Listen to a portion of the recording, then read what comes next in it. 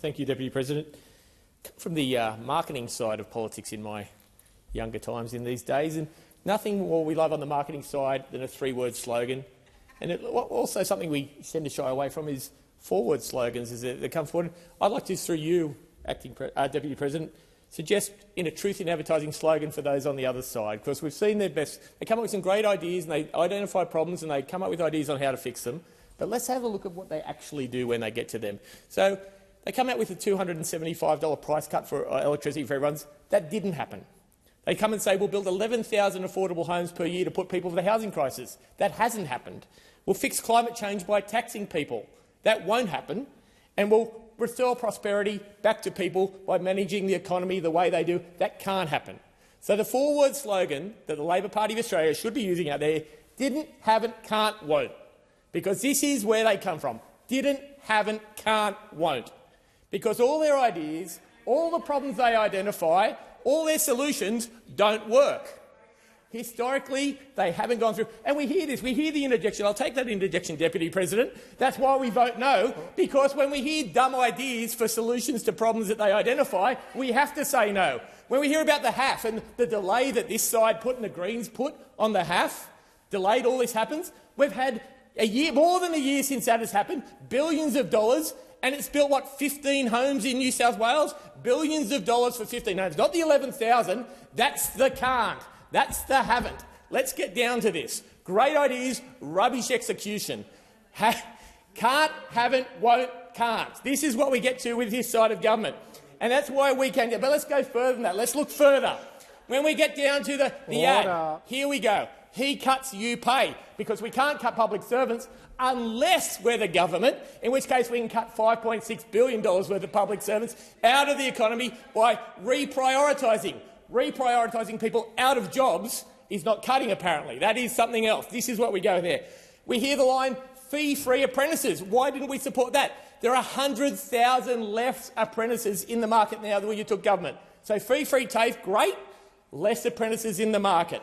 When we hear about, we're going out there on social safety, the under-16 social safety net. Great idea, but we look at the policy to come in just next week. Will it work? No, we're not taking into account VPNs. We're not touting search engines that allow blurred images to come up. We're not doing enough of this thing. All good things that we have to address, but we don't.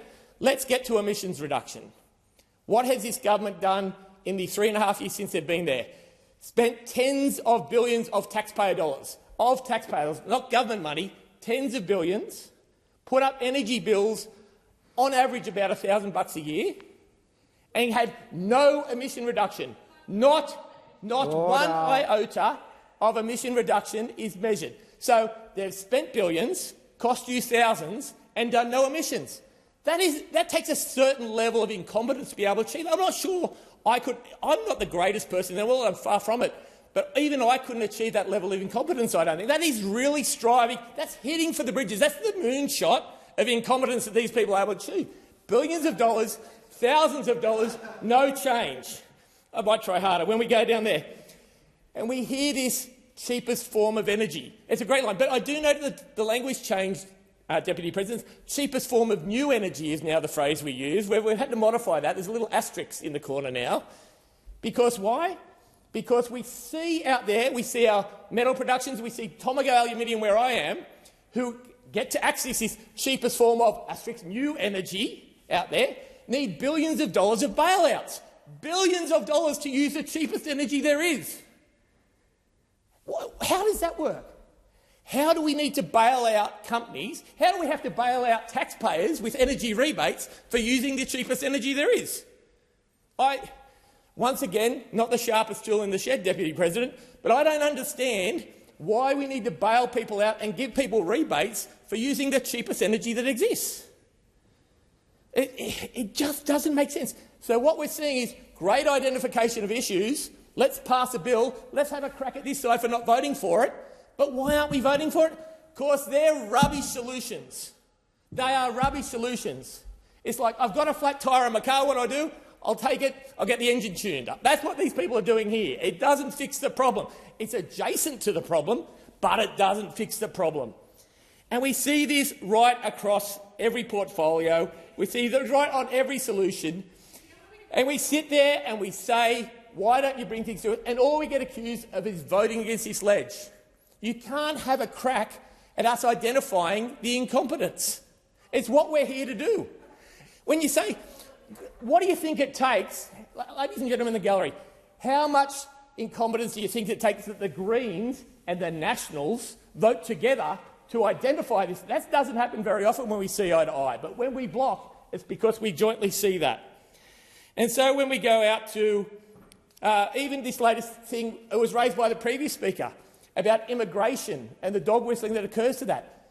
The immigration happens when you bring in all these people and you don't build the services, you don't build the hospitals, you don't build the houses, you don't build the roads. It causes problems for Australians that are already here when this government doesn't do the work to make sure that everyday Australians aren't put under pressure, housing pressure, cost pressure, can't get into hospitals. But then this is put on the immigrant communities that come here for the right reasons, come here to make a better Australia, but because they can't do the basics, they suffer the consequences of this debate. And that is not good enough. Australia deserves a competent, better government, not just one that gets the slogans right. This is why we see Prime Minister Albanese have so many people in his comms team and so little people in his policy team. It is coming through. It is coming through all of the time. And that is why the new job for Minister Bowen, going around the world telling everyone else how to do it, because we haven't just wrecked it. We can wreck the whole world this way, Deputy President. We don't have to wreck Australia's energy policy. We can bring down the whole world if we try hard enough and get in behind this government. So I urge all of us to let Minister Bowen get out there and really hurt the rest of the world so we're on an equal basis again. Because let's get down there. When we get down there where Australia's competitiveness has gone, living standards are out there to 2011 levels. The people in here, the people who are listening at home on their, I heard it was called a wireless. I haven't heard it called a wireless for a very long time, but let's call it a wireless for today, driving in their cars. They are having the living standards of 2011 because of the costs that have gone up and their wages have gone down relatively since this. That is why, when we were looking at our energy policy, when we were looking at different things, when we look at every policy, we go through our three-word slogan. Here it comes: cheaper, better, fairer. Everything must be those things if we are going to look for it. It was coming. You knew it was coming on the other side, Deputy President. They knew. They wanted. They love it. They love it too, because everything they want to do, they should be living by those words: cheaper, better and fairer. If we are not here trying to make Australian policies those things, if we are looking at energy, and let's go back to this thing, electricity up 39%, gas up 43% since they've been here. They are the real numbers when you go forward. When you look at the $1,000 extra you are paying on your bill every year, it is because we are out there with the cheapest form of new, remember the asterisk, energy, not the cheapest form of existing energy. This is the way we go forward. They're going forward on this. They're even being careful that when we go forward, we talk about the emissions cuts that Australia has done, and let's be real here, Australia has reduced emissions compared to the 2005 levels, Paris Agreement, by 28%. 28%. That is double the OECD nations. Order. Point of order. If Senator Cadell's policies are so good, why is Mr. This Joyce... is not a point of order, Senator Why is Mr. Farrell. Joyce leaving the Nationals? Resume your seat, Senator Farrell. Senator Cadell. I will take that interjection, thank you, Deputy President, because, let's face it, Mr. Joyce has only been at a party room for two reasons. One, because he's leader, or two, because he wants to be leader.